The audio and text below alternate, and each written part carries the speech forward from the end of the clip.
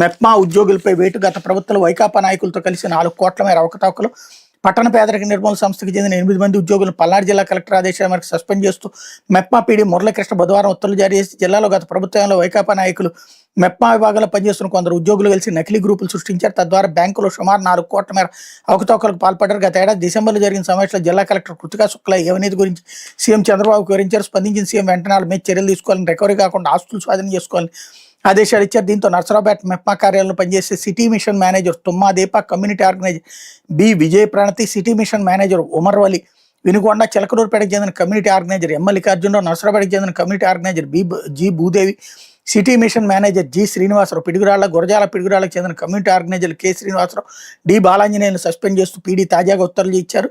అయితే వీళ్ళపై క్రిమినల్ చర్యలు తీసుకోవడంపై డ్వాక్రా సంఘాల మహిళలు ఆగ్రహం వ్యక్తం చేస్తున్న వైకాపాయంలో దీపా, ఉమర్వలి, ప్రణతీలు నకిలీ గ్రూపులతో రుణాలు పొందారని ఆరోపణలు వచ్చిన వారికే కూటమి నేతలు ప్రాధాన్యం ఇవ్వడం స్థానికంగా చర్చనీయాంశమైంది అన్నట్టు వార్తని హైలైట్ చేశారు. గిరిజన గ్రామాల సరిహద్దులు వెబ్సైట్లో ఉంచండి.